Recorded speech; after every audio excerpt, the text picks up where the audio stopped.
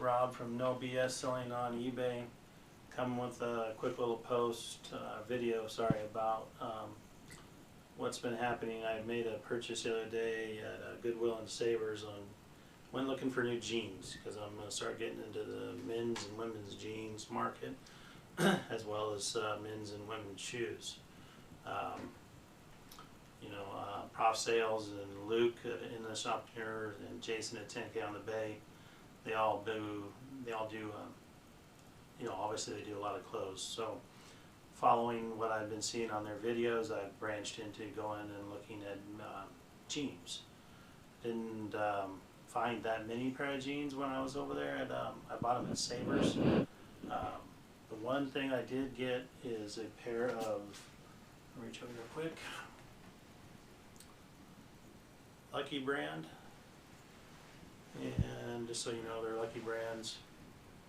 That giveaway is the Shamrock pockets, or clovers in the pockets. Paid $10.99 for those things. I'm going to list them probably for $26, $27.99. So that's going to be, I offer free shipping, so that's probably going to be about a $10 to $12 profit. Pretty good deal. The other pair I bought are called, I don't know if you can see that here, Knockout jeans. Kind of a little purple bling. They are men's jeans. I've never seen them before, but they look pretty cool. Comps were okay. They weren't huge, but I got a good deal on those for like $3.50. So I grabbed them, and I don't know, if one of my other posts I bought a pair of those, I'm going to say it wrong again, Coogi, C-O-O-G-I, the ones that are made in Australia with embroidered rear pockets. The comps were in the high, the lowest I saw was $99. So I paid $10.99 I think for those two. So if I can get, I think I got listed them at $76 with the buy it now. Another thing is all my auctions are buy it now except for a few remaining auto parts stuff that I have I trying to get rid of because I simply just don't need them. But one thing I wanted to talk about real quick was sourcing product out here in California. Savers and Goodwill, their jeans fluctuate from anywhere from $2.99, I saw them up to $25.99. Now, if you're a reseller flipper like I am, there's no way you're going to spend $25 on a pair of jeans unless you can get them on a half off day or something like that. Just you're going to walk away from them. So I try and source products from other websites all over the United States. I pay a little bit higher in price. I want to say not higher, but say the average pair of jeans that I'm buying online through auctions, not eBay, is about $16. So these are Miss Me jeans, Diesels, Lucky brands, Apple Bottom. There's a few other ones that I can't remember, but they comps that I done on eBay before I started bidding on them were really high. So I know my limitations on what I can spend and still make money on them. So that's another thing you got to think about when you're resourcing your product. If you can buy them in bulk, great. If you get them on sale, even better. But realistically, Goodwill and Savers, they don't always have sales on the items that you want. That's what I've noticed. You can go in there and it's 50% off with only purple tags. And every pair of jeans that has purple tags, they're Levi's. Now, don't get me wrong, the 501s, the 515s, all those, they're good deals. If you get them cheap, buy them because somebody's going to buy them. I personally, haven't sold any Levi's yet. I'm trying to stay more towards the high-end jeans. That's why I'm sourcing my products from all over the United States, just trying to get enough in to where I can make, good profit on them. If I can make $12 to $10 to $12 after fees and shipping, great deal. So another thing you guys got to start looking into, what I'm getting into now too, from watching the last YouTube post from Prof Sales. Luke at English Entrepreneurs, I still can never say that damn word. Shoes.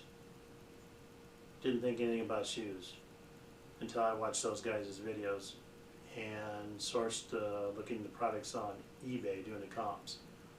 Shoes are going for a pretty good deal.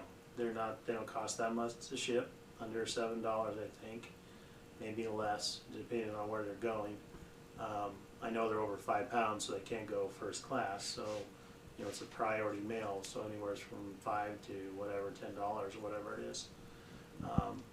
But that's another thing I'm sourcing now is I'm looking for shoes. You know, the Goodwill here in California, very, very terrible selection of shoes. Savers didn't have anything, so I'm sourcing them out there on online auctions. And that's another way you guys need to think about sourcing your product, is if you can't find it in the stores, go online.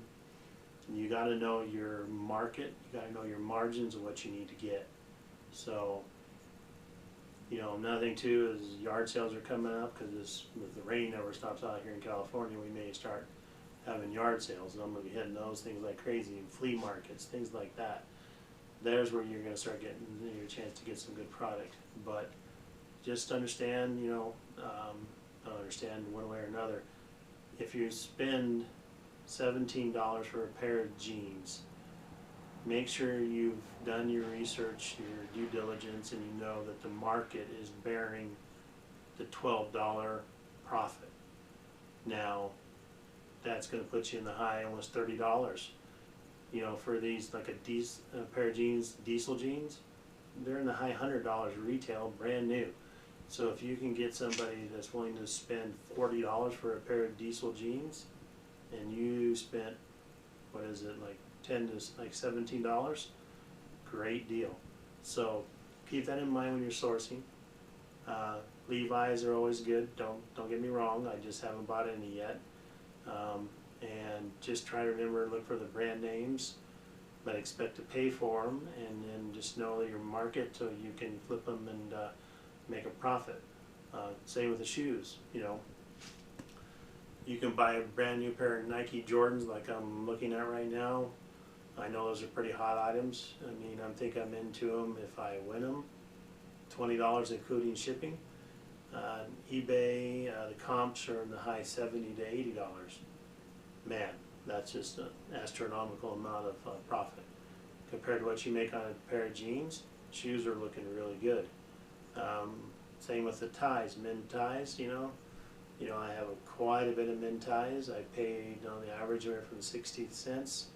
I think the lowest 63 cents, the highest I think was like 90 cents, but very few on the 90-cent range, because I tried to stay away from what there was probably just too good of a deal to pass up. So on my ties, I'm selling them for 2 to 3 times what I pay for them. So that's a great deal. That's good money right there. Which leads me to this other part of my video. When you're paying for your product, if you're paying this out of your personal account like I am, you know, if you pay, like I said, I paid $10.99 for a pair of jeans, example. Those jeans sell. The first thing you got to do is put that $10.99 back into your personal account, obviously, to pay yourself back for the expense to buy the product. The profit that you make can go into your repurchasing of supplies, purchasing new product, sourcing new product. That's what you got to use that money for. Don't throw it all into your personal account going, woohoo, made X amount of money. Then you go out and blow it off and you buy groceries, or you buy dinner for you and your wife or your girlfriend or your boyfriend, what have you.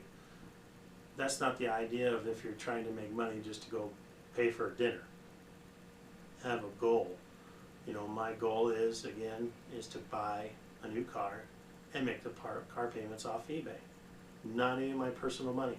Whatever, what I source, that's what's going to pay for my car payment. Have I done it already? Yes. Do I have a car? No. But I made the mistake of going out to dinner, going to the movies, buying groceries, paying bills. There goes my profit for that, and I threw some back into sourcing new product. Yes, but you got to start differentiating between profit and paying yourself back for the expense. So my advice again is, example, you sell a pair of jeans, You pay $10 or $10.99, whatever the price is. You know what you pay because you're keeping a log, I hope. You put that money back into your personal account or wherever you paid for it, and then you keep the rest and do like I would suggest you do. Buy more product, source it, find it, and do it that way. Don't go out there and blow it on dinner and movies and whatever, haircuts, whatever. You're in this business to start making money, so you have to be able to buy your product. If you don't buy product, you're not going to make any more money. That's the name of the game. When you're making 3 or 4 times what you pay, you're getting a nice steady flow of income coming in from your eBay store, then you can go out and start doing all the other nice things you want to do. You know, but keep in mind, you know, if you're doing this full time, I'm not. I have a full-time job. I work 40 plus hours a week. I have a wife and 2 kids that I got to come home and deal with and help and do stuff with. So this is a part-time deal, but I still have to make money. Otherwise my wife is going to say it's useless. So just remember to pay yourself back, keep the rest of it as in your PayPal account, and buy a new product. Take it out when you need to go buy product and use it for just that. Or you got to buy supplies, you got to buy, you know, tape or what have you. I don't know what you got to buy supplies. Everything from the post office is free except for shipping. So, you know, just when you buy a pair of jeans or you buy a pair of shoes or whatever you're sourcing, whatever it is you're trying to put on your store and you're trying to sell, price it accordingly, do the numbers, make sure you know what you're doing, make sure you have the numbers right, or you're going to end up losing your butt. You're going to get discouraged and quit. You can't do that. You've got to be in it for the long haul. You've got to know it's a numbers game. The more you list, the more you chance to make. That's what I keep stressing in all my videos. That's what I keep telling my wife. I'm buying more product. Stuff's coming all the time. My garage is filling up. I'm posting it as fast as I can. I'm one man. I do it all myself. My wife works full time. I got 2 kids. They're in school and college. They don't have time. But I am the only one, you know, after work, I'm working my time. I source, I post, I list. Keep it going. Keep feeding the machine. You got to keep feeding it. And that's another thing too. All my listings are buy it nows and no auctions. I have a few simply because I wanted to see what would work. But I don't have the time to go every 7 days, relist 120 items because they didn't sell, 60 items because they didn't sell, what have you. That takes too much time. And if you do it buy it now in your eBay store or buy it now period, you don't have to sit there and continually watch it. You got 30 days.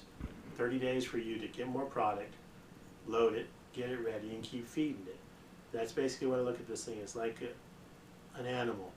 You have to feed it. If you don't feed it, it's going to stop. It's not going to work. It's going to die. You have to keep feeding the product. You have to feed the machine, feed the animal, whatever you want to do it. Product, numbers is the game. And the more you put, the more chances you have. It's all a numbers game. So keep it in mind, you know, with those few things, take them, listen to them, whether you want to believe it or not. You know, I've been doing this since 2006, really full-time, pushing stuff for the past couple months. Am I learning? Yes. Am I making a killing? No. Am I making some money? Yes. Everybody has to start small. You can't hit it unless you have a one-off Mickey Mantle signed autographed baseball card from his rookie year.